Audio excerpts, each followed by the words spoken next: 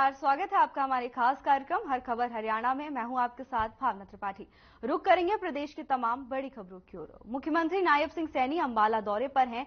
वो मुख्यमंत्री बनने के बाद पहली बार गृह जिला अंबाला पहुंचे, जहां कार्यकर्ताओं ने उनका जोरदार स्वागत किया। मुख्यमंत्री ने कहा कि किसी कार्यकर्ता को चिंता की जरूरत नहीं है, 10 सीटें जीतकर पीएम की झोली में डालेंगे।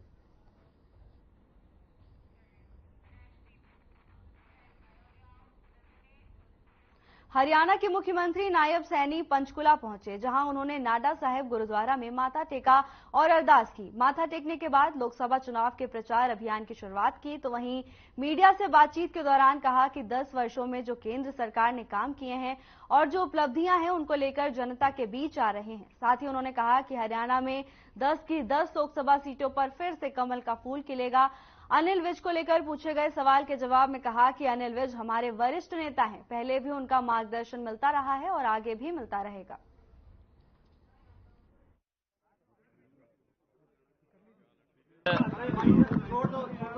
गुरु के चरणों में आने का मुझे सौभाग्य प्राप्त हुआ है जी सर। और आज यहाँ से करनाल में हमारे भारतीय जनता पार्टी के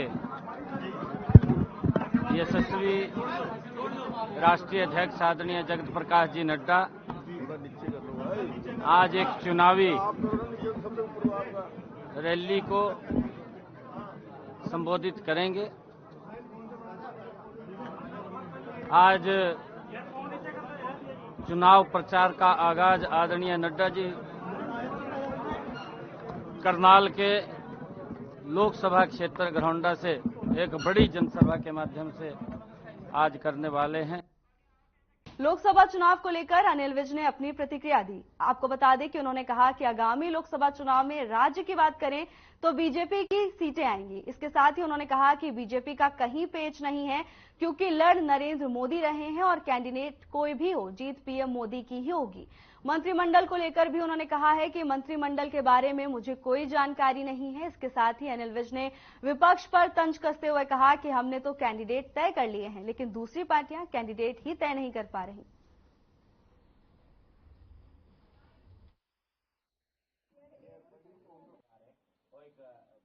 देखिए, उन लोकल चुनावों में और ये राष्ट्रीय चुनाव में बहुत अंतर है। ये चुनाव हमने तो अपना नॉमिनी खड़ा कर दिया, हमारा कैंडिडेट है नरेंद्र मोदी। अब ये दूसरी पार्टियां अभी तक तय नहीं कर पा रही कि उनका कैंडिडेट कौन है। उनको डर के कारण वो किसी एक के नाम पर तय नहीं कर पा रही है।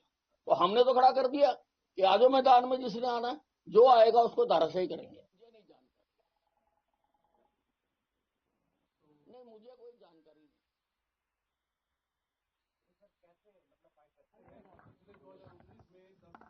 आपको लेकर पूर्व गृह मंत्री अनिल विज की प्रतिक्रिया सामने आई है। उनका कहना है कि पीएम मोदी लड़ रहे हैं तो चुनाव में जीत जरूर ही बीजेपी की होगी। चुनाव को लेकर अनिल विज का बयान सामने आया है, जिसमें उन्होंने बीजेपी की जीत का दावा किया है। इसके साथ ही उन्होंने विपक्ष पर भी निशाना साधा। उन्होंने कहा कि बीजेपी का कैंडिडेट तो तय है, विपक्ष ने तो कैंडिडेट भी तय नहीं किया है। भारतीय निर्वाचन आयोग द्वारा जारी लोकसभा के आम चुनाव 2024 की घोषणा के बाद नूंह जिले में आदर्श आचार संहिता प्रभावी हो गई है। नूंह के उपायुक्त धीरेन्द्र खडगट्टा ने कहा कि जिले के सभी सरकारी कार्यालयों में जहां राजनेताओं के पोस्टर और सरकारी योजनाओं के कैलेंडर उतरवा लिए गए हैं, वहीं चौक चौराहों पर लगे होर्डिंग उतरवाने के लिए सभी उपमंडल अधिकारियों को निर्देश दे दिए हैं। डीसी ने कहा कि प्रशासन द्वारा पूरी चुनावी प्रक्रिया निष्पक्ष और पारदर्शी ढंग से पूरी की जाएगी।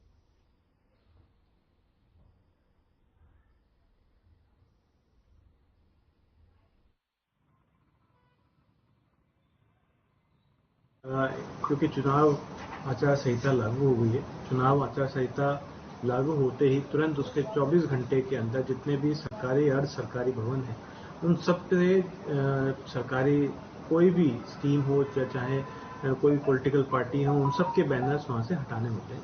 इसी के अंतर्गत कार्रवाई करते हुए हमने सभी जो सब डिविजन्स हैं और जो AROs को दिशा निर्देश दिए थे, उन्होंने अपनी टीम अर्बन एरिया और रूरल एरिया दोनों में लगाकर कल बहुत सारे लगभग सभी भवनों से और अर्ध सरकारी भवनों से ये हटाए।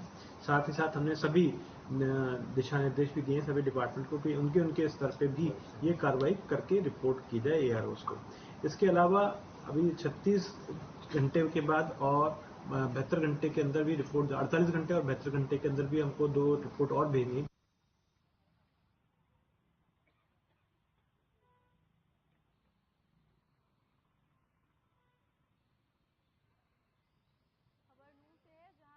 में आचार संहिता लागू होने के बाद नूंह में भी आचार संहिता का असर दिखता हुआ नजर आ रहा है।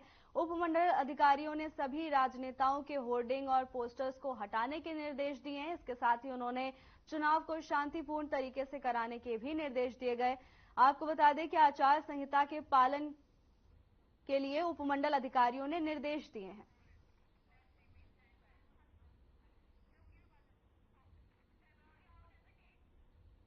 खबर कुरुक्षेत्र से है, जहां ग्रामीणों ने रेलवे फाटक रास्ते के लिए अनिश्चितकालीन धरना प्रदर्शन किया। ग्रामीणों का अनिश्चितकालीन धरना 8वें दिन भी जारी रहा। उन्होंने कहा कि अगर 20 मार्च तक काम शुरू नहीं हुआ तो रेल रोक सकते हैं। रेलवे अंडरपास का काम करीब 1.25 साल से लटका होने के कारण लोग परेशान हैं। वहीं ग्रामीणों ने कहा कि अंडरपास के लिए खुदाई होने के कारण रेलवे फाटक का रास्ता भी बंद हो गया है। वो अपने खेतों में भी नहीं जा पा रहे। गांव का शमशान घाट भी रेलवे लाइन पर है। लोगों को शमशान घाट पर जाने के लिए भी 10 किलोमीटर घूमकर जाना पड़ता है। रोशन लाल धीमान ने कहा कि उनका रेल प्रशासन के विरुद्ध धरने का 8वां दिन है। उनका लगातार प्रयास है कि रेल प्रशासन जागृत हो। रेल प्रशासन पिछले लंबे समय से ग्रामीणों की समस्या को नहीं समझ रहा है। रेल प्रशासन को जागृत करने के लिए ही ग्रामीणों को अनिश्चितकालीन धरना देने पर मजबूर होना पड़ा।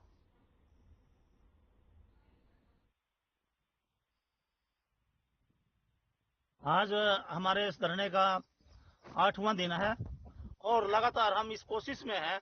हमने अपना प्रेशर बनाया हुआ है कि रेल विभाग जागे, क्योंकि रेल विभाग पिछले 6 महीनों से सोया हुआ है और ये ऐसे ही सरकार है निकम्मी, बहरी, गूंगी, इसको जगाना आवश्यक था। इसलिए हमने अपने धरने को अनिश्चितकालीन धरने में तब्दील कर दिया है। आज हमारे धरने का लगातार 8वां दिन है और जिस दिन हमने धरना स्टार्ट किया था उस दिन यहाँ पर रेलवे विभाग की तरफ से अधिकारी आए थे और बड़े ताज्जुब की बात है, उन्होंने ये कहा था कि हम 20 तारीख को आपका काम स्टार्ट कर देंगे, लेकिन वो आज तक कोई भी लेटर लिख नहीं सके। एक लेटर भी टाइप नहीं कर सका रेलवे विभाग कि वो लिखित में दे सके भाई हम आपका 20 तारीख को काम स्टार्ट कर देंगे।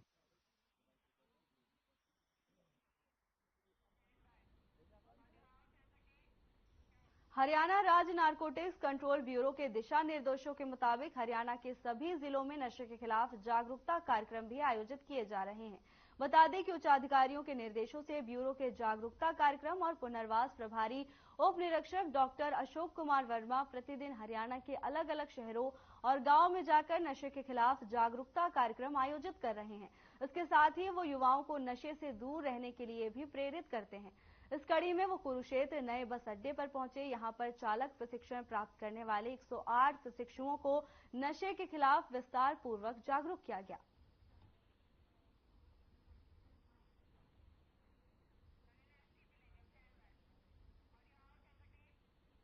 बल्लभगढ़ में बीती रात करीब 3 बजे एक बेकाबू वाहन चालक ने गली के कोने पर खड़े बिजली के खंभे को जोरदार टक्कर मार दी। हालांकि वाहन चालक और वाहन की अभी तक पहचान नहीं हो पाई है, लेकिन संबंधित विद्युत विभाग ने आसपास लगे सीसीटीवी फुटेज में वाहन के नंबर और वाहन की तस्वीर खंगालने का प्रयास किया है। बता दें कि सुबह करीब 9 बजे उस वक्त इस रोड पर लंबा जाम लग गया, जब खंभे की मरम्मत के लिए आए बिजली कर्मियों ने रोड को दोनों ओर से बंद कर दिया, जिसके चलते करीब आधा दर्जन कॉलोनी में रहने वाले लोग जो सुबह सुबह ऑफिस के लिए अपने घरों से निकलते हैं, इस बिजली के खंभे के टूटने से लगे लंबे में फंस गए और करीब घंटे भर की जद्दोजहद के बाद वो करीब 1 किलोमीटर का रास्ता तय कर नेशनल हाईवे पर पहुंच पाए।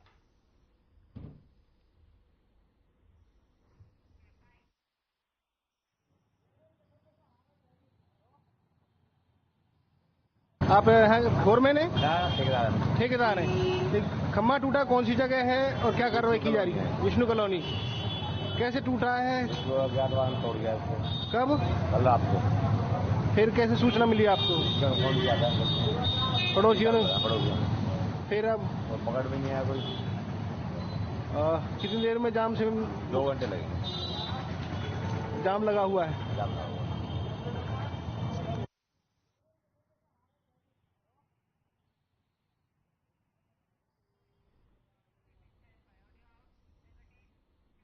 सिरसा लोकसभा के बीजेपी प्रत्याशी अशोक तंवर रतिया दौरे पर हैं, जहां सरपंचों और कार्यकर्ताओं ने उनका जोरदार स्वागत किया। इस दौरान अशोक तंवर ने कहा कि पार्टी ने जो उन पर विश्वास व्यक्त किया है उसकी कसौटी पर खरा उतरेंगे और बड़े मार्जिन से जीतकर बीजेपी की झोली में डालेंगे। उन्होंने कहा कि बीजेपी हरियाणा में 10 की 10 लोकसभा सीटों पर जीत दर्ज करेगी और देश में 400 से भी ज्यादा सीटें जीतकर पीएम मोदी के नेतृत्व में बीजेपी की सरकार बनेगी।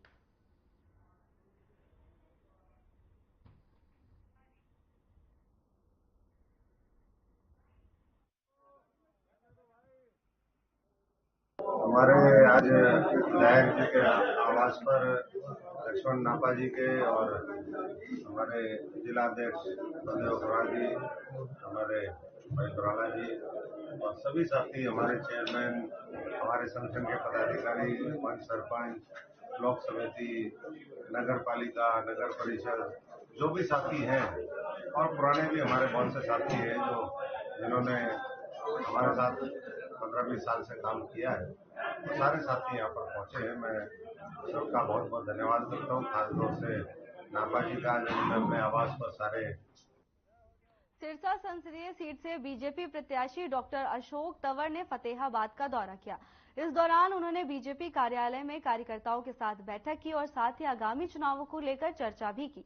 बता दें कि उन्होंने कार्यकर्ताओं को जरूरी दिशा निर्देश भी दिए हैं। बैठक में फतेहाबाद और रतिया के विधायकों के अलावा बीजेपी संगठन से जुड़े पदाधिकारी और कार्यकर्ता मौजूद रहे। बैठक के बाद अशोक तंवर ने कहा कि पिछले चुनाव में सिरसा सीट पर बीजेपी 3 लाख से अधिक वोटों से जीती थी। इस बार ये आंकड़ा इससे भी बड़ा होगा।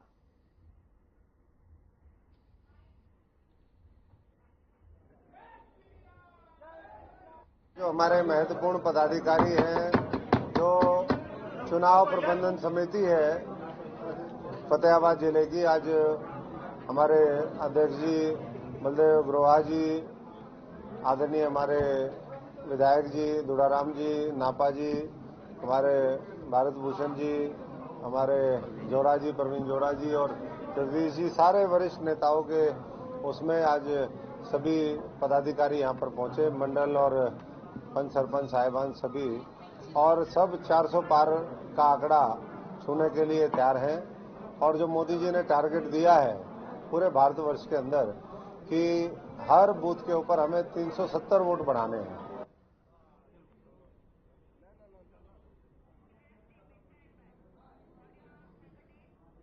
निष्पक्ष और शांतिपूर्ण तरीके से चुनाव कराने के लिए जिला प्रशासन जैसे कि पूरे मीडिया से बातचीत करते हुए फरीदाबाद लोकसभा के रिटर्निंग ऑफिसर विक्रम यादव ने कहा कि शांतिपूर्ण चुनाव कराने में कोई भी कोताही नहीं बरती जाएगी। टीम गठित कर दी गई है। आचार संहिता का उल्लंघन करने वालों को बिल्कुल भी नहीं बख्शा जाएगा। उन्होंने चेतावनी देते हुए राजनीतिक दलों और उम्मीदवारों को हिदायत भी दी है कि वो धार्मिक, जातिगत या समाज में द्वेष फैलाने वाले बयानबाजी ना करें। फरीदाबाद लोकसभा में 23 लाख से ज्यादा मतदाता हैं। ऐसे में ज्यादा से ज्यादा मतदाताओं के लिए भी एक्टिविटी आयोजित की जा सकती है।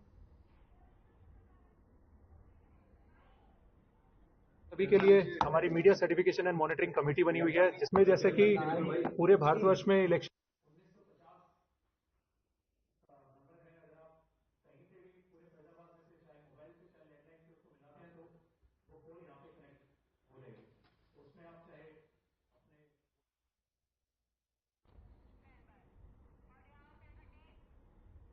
नारायणगंज के वार्ड 10 में स्कूल से घर लौट रही महिला से 2 बाइक सवारों ने स्नैचिंग की और बाइक सवार युवकों ने महिला का पर्स लेकर फरार हो गए। सूचना मिलने पर पुलिस मौके पर पहुंची और मामला दर्ज कर जांच में जुट गई। पुलिस ने मामले को गंभीरता से लेते हुए सीसीटीवी की मदद से आरोपियों को पहचाना और उन्हें गिरफ्तार कर लिया है।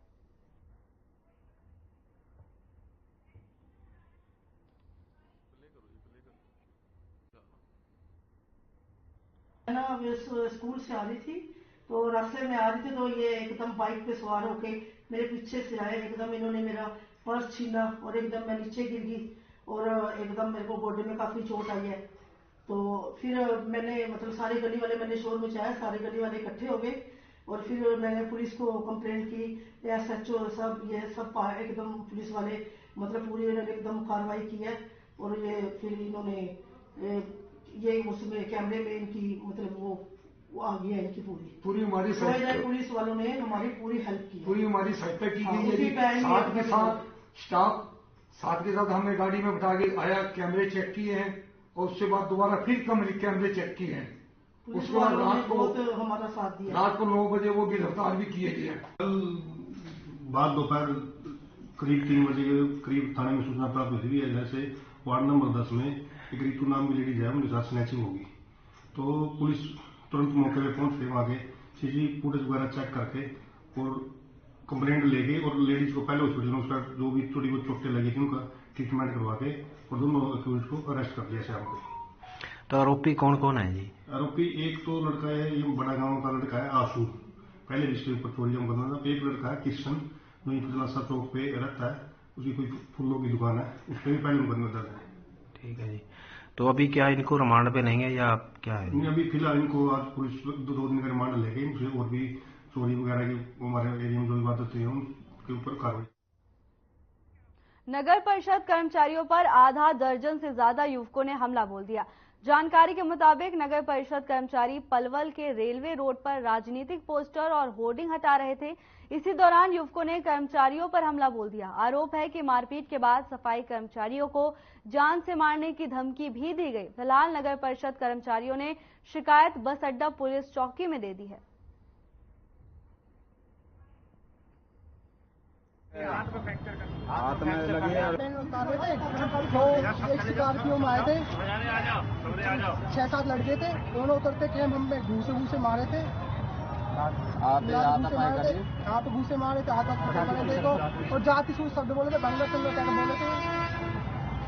कारण क्या था? कारण मेरे भाई बहन तारे थे, आते कौन थे वो पता है कुछ? हम लोग जानते ना भाई। शिकायत दे दी है वो? हाँ जी भैया। कितने कर्मचारी के साथ मारपीट करी है? 4-5 जने। एक ड्राइवर मारा हमारा जी।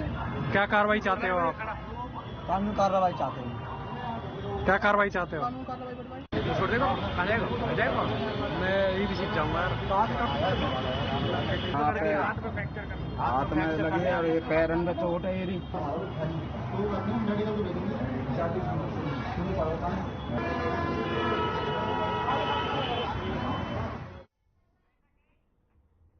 पंजाब एवं हरियाणा हाई कोर्ट के न्यायाधीश न्यायमूर्ति दीपक सिब्बल ने इंद्री न्यायालय का निरीक्षण किया। न्यायाधीश इंद्री के न्याय परिसर में पहुंचे वकीलों ने बुके देकर उनका स्वागत किया। सबसे पहले पौधारोपण किया गया। माननीय न्यायाधीश ने आम का पौधा रोपित किया और उसमें पानी दिया। उसके पश्चात बार एसोसिएशन को संबोधित किया। बार एसोसिएशन में पहुंचने पर बार एसोसिएशन के प्रधान रणवीर सिंह ढांडा ने मोमेंटो देकर बार एसोसिएशन में उनका स्वागत किया। इस अवसर पर जिला सत्र न्यायाधीश चंद्रशेखर, न्यायाधीश मधुर बजाज, न्यायाधीश हर्षा शर्मा व करनाल से CGM भी मौजूद रहे।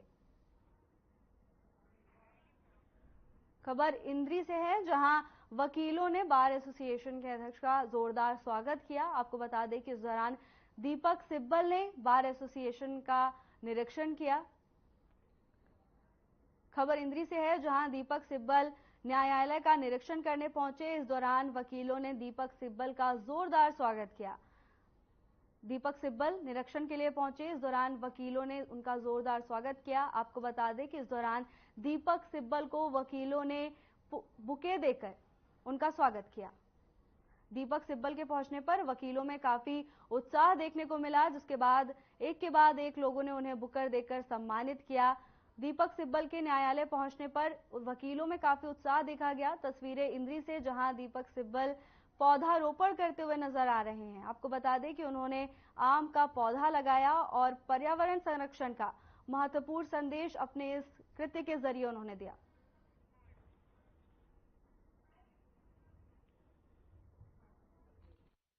करनी था जो हर वर्ष जो है इंस्पेक्शन होती है कोर्टों की, और जो जज साहब आते हैं जो चंडीगढ़ से, किसी की भी ड्यूटी हो जाती है, जो इंस्पेक्टिंग जज होता है कोई भी, अब की बार जो है दीपक सिब्बल जी है, पिछली बार दूसरे थे, उसके बाद कोई और होगा। तो हर साल कोर्टों की इंस्पेक्शन होती है, जिसमें क्या है हमारे वकील साथियों के पास भी आते हैं। जज साहब जो है, इनकी कोई मांग डिमांड है, कोई शिकायत है, किसी ऑफिसर से है, किसी कर्मचारी से है, कोई वो है, तो वो जानने के लिए भी वकीलों के बीच में भी आते हैं। तो आज इंस्पेक्शन थी। कुछ समस्याएं वगैरह? हाँ, वकीलों ने समस्याएं रखी हैं। अपने वकीलों के एक तो कनेक्टिविटी नहीं है, जो हमारी चैम्बरों से और कोर्ट बिल्डिंग में कनेक्टिविटी होनी जरूरी है, क्योंकि हमारा जो चैम्बर है वो 3rd फ्लोर तक है। स्वास्थ्य विभाग की पीएनडीटी टीम ने doctor Priyanka Solanki ultrasound centre पर छापा मारा। स्वास्थ्य विभाग को सूचना मिली थी कि बहादुरगढ़ के नया गांव का निवासी भ्रूण की लिंग जांच करता है, जिसके बाद योजनाबद्ध तरीके से एक डिकोय तैयार किया गया और संपर्क दलाल गुलाब से कराया। मध्यस्थता के बाद भ्रूण लिंग जांच का सौदा 20,000 रुपए में तय हुआ। जैसे ही आरोपी ने भ्रूण का लिंग बताया, टीम ने आरोपी को गिरफ्तार कर लिया।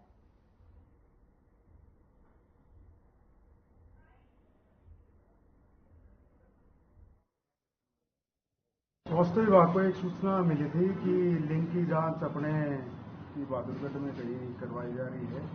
तो हमने एक डिकोय को अपने साथ लेके स्वास्थ्य विभाग की टीम ने मेरे साथ अपने जिससे फोन पर संपर्क हो रहा था, गुलाब सनोफ नौसे सिंह था कोई, जिसने इससे पैसे लिए और उससे हमने पैसे मिले भी हैं अपने। बाकी आगे किसकी क्या भूमिका है वो अभी इन्वेस्टिगेशन का विषय है। सर अभी तक एक टाउट को पकड़ा गया अभी तो? हाँ, अभी जो टाउट था अपने उसकी जरूर भूमिका आई है निकल के, उसने बताया। बाकी आगे किसकी भूमिका है, कौन लोग संलिप्त है, इसकी जांच। कितने पैसे में हो रही तो? ये उससे टाउट को 20,000 रुपए दिए। फिलहाल के लिए बस इतना ही। जल्द हाजिर होंगे नई अपडेट्स के साथ। नमस्कार।